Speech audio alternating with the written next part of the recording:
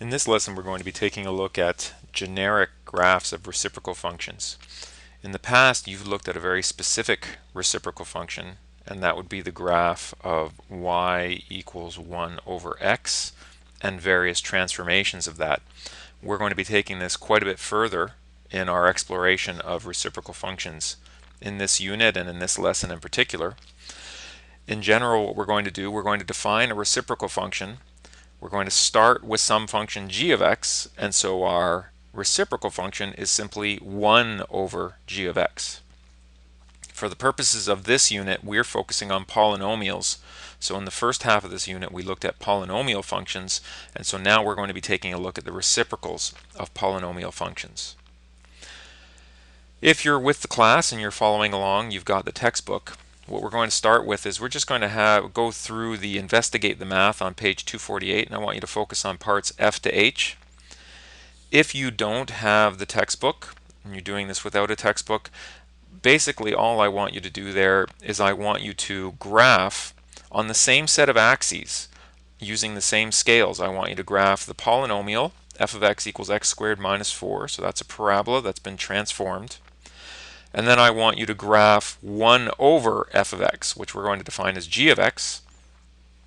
And you can do that any number of ways. You can do that using a table of values, or a little bit more elegant would be the idea of how can I use what I did here, how can I use the points that I plotted here with the original function, how can I plot the reciprocal function quickly and easily using those points.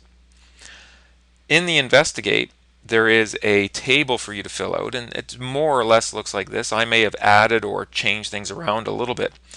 So what I would suggest if you're doing this on your own is pause at this point in the video and maybe pause with this screen visible, jot down this table, or you can copy the table from the textbook, and then from there I want you to move on, do the graphs, try to fill in this table, and then I'm going to take that up with you in just a moment. So I would suggest you pause here, and I'm now going to move on. Now moving on, here are the graphs that you should have ended up with. There's absolutely no reason why you didn't get this parabola. This was a parabola. You can see it's x squared minus 4. It's shifted down by 4 units. Here's the vertex. It opens upward, and the step pattern is over 1 up 1, over 1 up 3, over 1 up 5, which is just a little bit off scale here. Now, I suggested that we want to use this blue parabola in order to very quickly and easily graph this red reciprocal function. So how could I have done that? Well, first of all, the thing for you to recognize, the thing for you to keep in mind is that g of x, so that this reciprocal function, g of x, is 1 over f of x. But what that means is that any point that has an xy, this is the same as 1 over the y coordinate. F of x has a bunch of y coordinates. So for example, down here we have the point, so that point is at x equals 0 and it's at y equals negative 4. So the reciprocal function of that is going to have a corresponding point here, which is also going to have an x coordinate of 0, but the y coordinate is going to be negative 1/4 because it's 1 over this y coordinate. Now, making use of some of those properties is really going to help us. For example, one of the really important things here is a vertical asymptote, and here a vertical asymptote. Well, this vertical asymptote occurs at negative 2, at x equals negative 2. So the equation of this vertical asymptote is at x equals negative 2. I could then draw that dotted line on. Because this y coordinate is equal to 0, so this is the point negative 2, 0, and this is the point 2, 0. Then because of that, I know that I must have asymptotes at x equals negative 2 and x equals positive 2. So that's what I meant about making use of this to quickly and easily come up with values. You could do some other things. For example, I mentioned that there was a point up here, so that would be at x equals 3, y equals 5. So down here I have a point at x equals 3 and y is equal to 1 over 5. So just for example here, 3, 1 over 5. Let's see, over here we had the point x equals 1, y equals negative 3. That means this point is x equal 1, y equals negative 1 over 3. This was negative 3, this one's negative 1 over 3. And so there are a number of points that we can come up with using that 1 over the y coordinate idea. And then finally, if you take a look at this blue graph and see where it crosses the red graph, notice that it actually does cross the red graph in a few locations. And what's special about those is the y coordinates. What value of y, when I do 1 over y, is going to give me the exact same thing? Well, 1 works. If I do 1 over 1, I end up right back at 1. So that's what we had here. So this is about, I'm going to estimate that's probably at about 2.2 comma 1. And then over here we have negative 2.2 comma 1. And then down here, this looks like about negative 1 point, let's say negative 1.8 comma negative 1, because 1 over negative 1 is equal to negative 1. So whenever we end up with y coordinates of 1 or negative 1, that also gives us a hint, because that tells us that our graph and our reciprocal of the graph are going to cross each other. Now this is quite cluttered, and that's why we want to maybe summarize some of this information in the table instead. So here's that table that I talked about. So for the parabola, we're going to fill this in. So let's take a look. I'm going to do this entirely for the parabola, and then I'm going to go over to the reciprocal function. So intercepts and asymptotes. Well, a parabola itself has no asymptotes, but it does have intercepts. So it has x-intercepts at negative 2 and positive 2, and it has a y-intercept at 0, negative 4. So my x-intercepts are at the points negative 2, 0, positive 2, 0, and my single y-intercept occurs at 0, negative 4. My positive intervals, so where is this blue parabola actually positive? So, you know what, it might be better to do these one at a time. I'm changing my mind on this. I'm going to do this one at a time. So let's look at intercepts and asymptotes. So the intercepts, these were zeros, and we know that those turned into asymptotes. And so over here on the red side, this x-intercept turned into a vertical asymptote, and that vertical asymptote occurs at x equals negative 2, and there's also one at x equals positive 2. Now this y-intercept turns into this another y-intercept. The x-coordinate is 0, and then this one becomes a y-intercept at 0, but instead of negative 4, that's negative 1/4. And there's a lot to fit in here. There's a horizontal asymptote here, which is right here. That describes the end behavior, and so we have a horizontal asymptote along the line y equals 0. So we have y equals 0 as our horizontal asymptote. So there's a lot of really interesting things happening around intercepts and asymptotes. Now, positive intervals. That's asking the question, where are these graphs positive? So for the blue graph, it's positive until it reaches negative 2, and then it becomes positive again from 2 to infinity.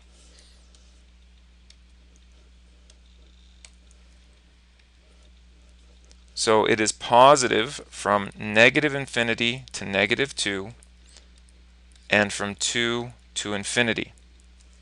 How does that match up with the red graph, from negative infinity to negative 2, this is all positive, and from 2 to positive infinity. So that actually lines up perfectly. So same thing, negative infinity to negative 2, and 2 to infinity. So I'm going to just put an arrow saying that's exactly the same. Those match up. And for negative intervals, I take a look. Well, where's this one negative? From negative 2 to positive 2. And what about the red graph? From negative 2 to positive 2. So again, those ones match up. Negative 2 to positive 2. This is an interval. Here's another thing to think about. If you're worried about that being confused with a point, you can do this as well. You can say x is a member of negative 2 to 2. And this is more useful when it's actually just two integer values. If this looks very much like a point, you can also do this to distinguish between an interval. And as I said, this one translates into another interval which is exactly the same. X is a member of negative 2 to positive 2. What about intervals of increase and decrease? So here we have our parabola decreasing, decreasing, decreasing, decreasing until it reaches 0. And then from 0, it is increasing, increasing, increasing, increasing. So 0 is the dividing line there. And so we end up with negative infinity to 0. That's my, oh, sorry, I've got that backwards. It was decreasing to start. So it was decreasing from negative infinity to 0, and then it increased from 0 to infinity. Now if we look back, what about the red graph? Here, this is increasing until it reaches the asymptote, and then we jump to the other side of the asymptote, and it's still increasing. So this one increases from negative infinity to 0, except for the asymptote, and this one then decreases from 0, decreasing again, to infinity. So it actually, if I switch to red, from negative infinity to the asymptote, and then from the asymptote to 0, it is increasing. So this has actually switched diagonally, except for the fact that the asymptote caused a discontinuity here. And then from 0 to, sorry, I said those should have been negative 2's. And then from 0 to 2, and from 2 to infinity, it is now decreasing. So these ones have crossed diagonally. Where it was increasing, it's now decreasing. And where it was decreasing, it's now increasing. And that's the effect of the 1 over the function. Where do we have points where y is equal to 1? Y is equal to 1 here, and this is the point I labeled at negative 2.2, comma 1. And we have y equal to 1 here at 2.2, comma 1. So negative 2.2 and positive 2.2. So negative 2.2, comma 1 and positive 2.2, comma 1. And that's the same. And points where where y equals negative 1, negative 1.8, comma negative 1, positive 1.8, comma negative 1. Negative 1.8, negative 1. The writing gets pretty bad when I'm at the bottom of the screen because of the digitizer. Let's improve that a little bit. Negative 1.8, comma 1, comma negative 1, and positive 1.8, comma negative 1. And again, those will be the same. Okay, so we filled in that table in general, and these are rules in general. I don't think that if you understood what we just did there, this is just a summary of what we did. If you understood what we did there, you don't need to have this captured in writing, but you do need to be able to come up with each of these on your own. For example, any point, the x-coordinate doesn't change, but you flip the y-coordinate over. If you have any zeros, those are going to turn into vertical asymptotes when you take the reciprocal. In general, if we have, when we're talking about f of x equals 1 over g of x, or sorry, I think yeah, that's how we had it before. If this g of x is linear or quadratic, then you're going to have a horizontal asymptote at y equals 0. In future lessons, we're going to take a look at what happens when that's not the case. Can we have a horizontal asymptote somewhere else? They're going to, if this value is positive, then 1 over a positive is still a positive, 1 over a negative is still a negative. So the signs, positives and negatives, stay the same. Intervals of increase and decrease will flip. So if you're increasing, it becomes decreasing. If you're decreasing, it becomes increasing. Same thing, this kind of comes into the increase decrease. If you have a maximum, then 1 over a maximum becomes a minimum. If you have a minimum, then 1 over a minimum becomes a maximum. And that's for local max-min points.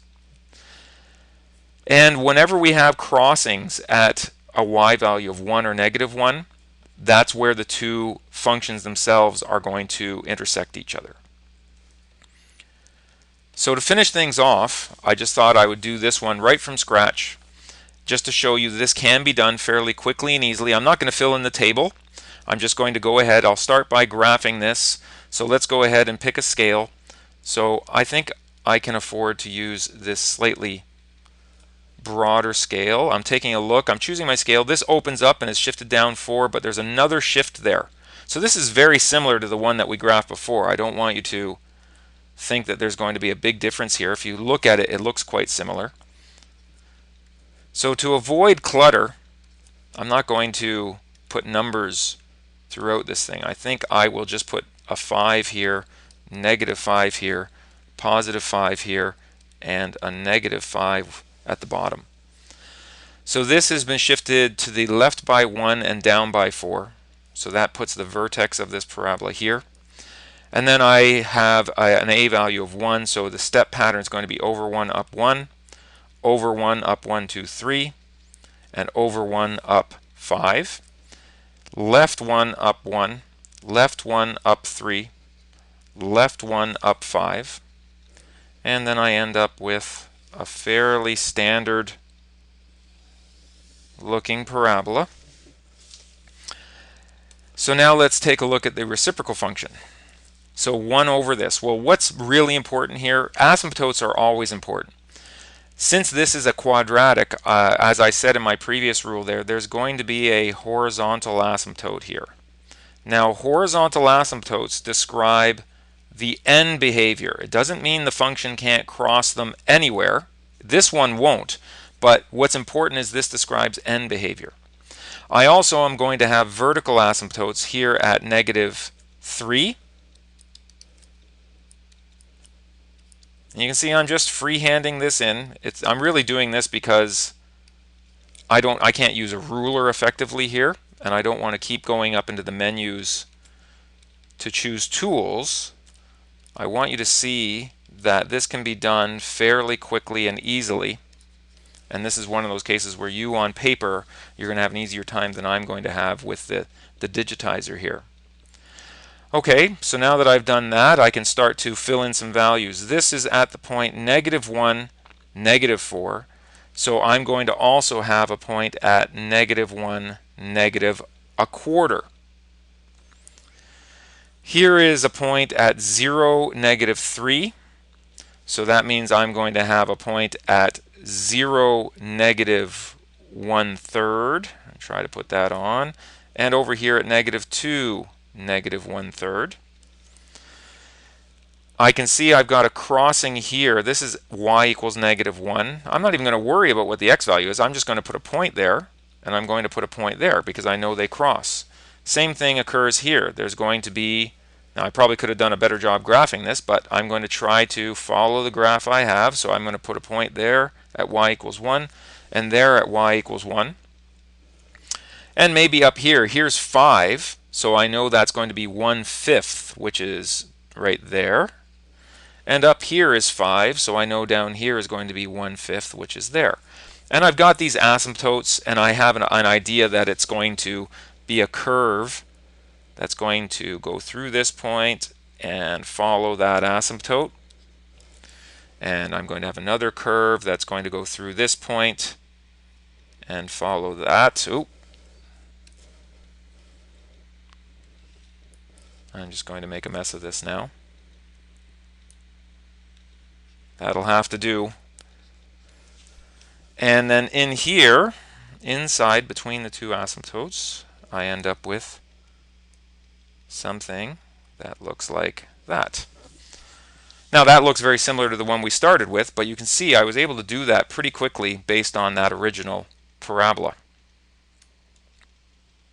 And there is a much nicer version of the same graph.